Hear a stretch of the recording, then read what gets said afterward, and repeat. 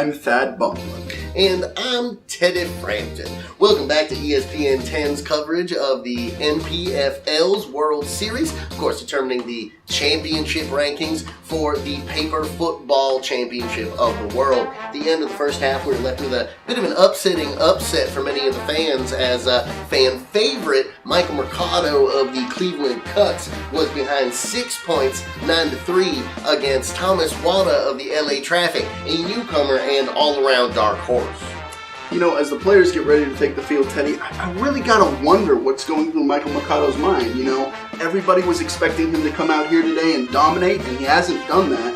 And he's really gotta get centered and really find his chi. It's a psychological game. And come back strong in the second half. And I believe our man on the table, as it were, Terry Crews, has more information on the subject. Thank you, Thad, very much for that. I'm on the field here with Mike. Mike, so can you tell us what happened in the first half? I mean, your coach was harping on you, you were losing all your energy. You know, how can you expect to bring that back up in the second half? Fans are really excited. Tell us what you're going to do differently this time around. You know what happened here is a man with no imagination is trying to lead me. The one who made this sport, the one everyone wants to see. They want to see Mike Mercado play paper football. I'm patient zero when it comes to the sport. If it wasn't for me, there'd be nothing. You wouldn't be standing here. You wouldn't have a fucking job. But here I am. Here we are playing this sport. And we're going to go out there. We're going to give 110%. And we're going to win, baby. We're going to fucking win. Cleveland Cucks for life. 2017. Yeah! There you go. You heard it straight from the Cuck's mouth. Back to you guys in the booth. As a former player, I don't know what the blueberry fuck Mike's talking about. I think he's taking too many balls to the face, and it's really starting to affect his game. You know, people come to paper football for the athleticism, but they forget that the game is 99% mental. So I really hope that he can get it together for the second half. Yeah, you know, and that vividness, that energy, though, is part of what has made him such a crowd favorite. It's part of why the crowds, you know, come out in such throngs for him, and why they really pay him the big bucks. Oh, looks like we're ready for flick-off. Let's get to it like a pedophile at a preschool. As we get set for the second half for what is sure to be a thrilling conclusion of this game, I'd just like to take a quick minute to remind everybody of the rules. Each team gets 3 possessions per quarter, and each score is worth 3 points. And if you look at these two men's eyes, you can just see how much they desperately want to win this world championship. So like fire and ice they are. Yeah, you know, different psychological... Oh, and Mike slices it wide. Ooh, not an auspicious start for his second half. And that just cannot be sanitary. Thomas lines up. How will he respond? Ooh, he shanked it as well, but you know, he's not letting it get him down. Mike lining up again, and let's see how he's going to pull this. Oh, and another wide to the right. He is obviously still fired up in a way that I do not think is beneficial for his cardiovascular health, especially at this juncture.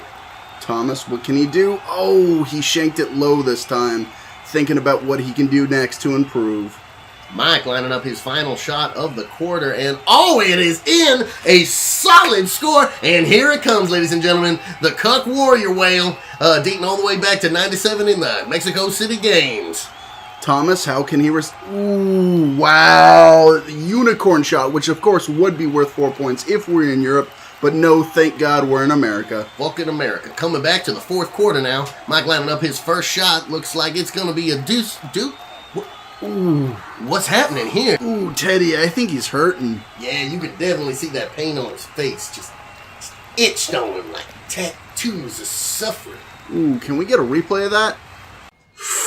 Ooh, I don't know if I've seen an injury that bad in all my 52 years as a player or my 37 years as an announcer. No, definitely. That's a rough one. And it's going to be real hard for him to spring back from that, especially in the rear position that he's currently in the game, and trying to recover from his previous injuries. I mean, he's coming off a long string of them, even going all the way back to that rectal tear back in 2002. And, I'd be really worried about the ongoing nature of this medical crisis. It really looks bad, but I think our man on the table, Terry Crews, has some more information for us.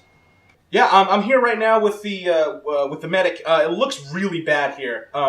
It looks like he's torn a ligament. Maybe has a really deep gash from the paper cut as well. It just looks awful.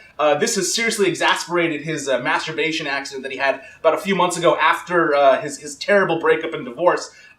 This is going to ruin his career. This is going to ruin his life. personally, he's probably going to go homeless after this game. There's no way he was recovering from this. I don't know how he's going to finish this game, let alone finish off the championship. He's done. I'm ruling that he is done on the field. But, I mean, that's up to him if he wants to keep playing. But that's my personal report down here on the field. Back to you guys in the booth. Thank you, Terry. You know, it's interesting to see the technique that the medic was using, because generally with this kind of an injury, you'd expect them to be using an aloe vera-based rub or some kind of a splint system, and it looked like they were going for more of the skin scrub approach. So I was curious about that, but I guess we have to trust our medical personnel. At any rate, thank you very much for that report, Terry, and we'll keep an eye on this development as the fourth quarter draws to a close. So we return back to the... Oh, shit, Thomas shanked it low again. He's still not fully recovered. Got to get back in the game. Mike coming up for his next shot, and another one in. Oh, this is looking good, and he is giving the traditional death sign. Mike is back. Thomas, can't quite recover just yet. You know, he's really got to get back into it, otherwise Mike might come back.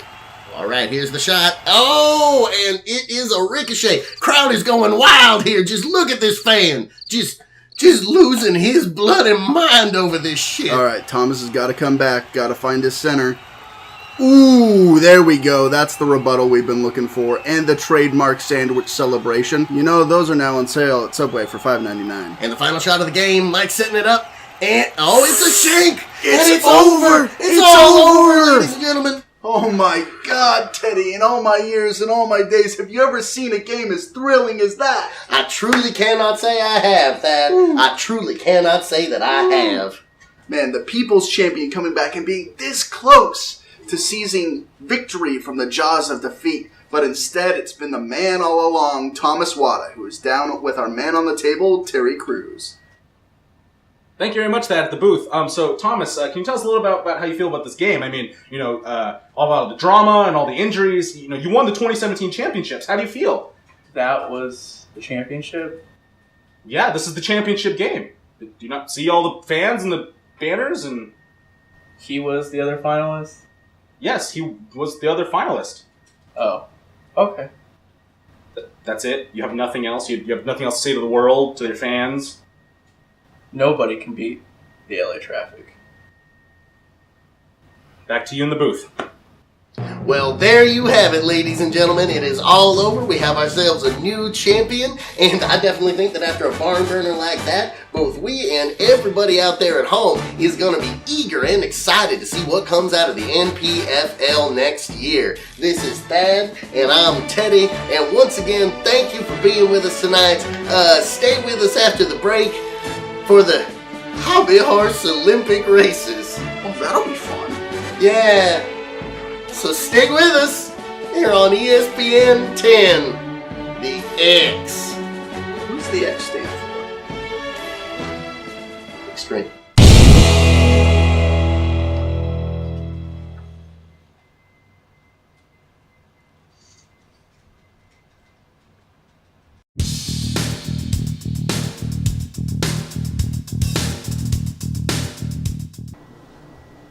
Oh, hey there. It's Mike from NATO Comedy, and I've got a message for you. Come take a look. Like and share online, you sexy nachos. Yeah.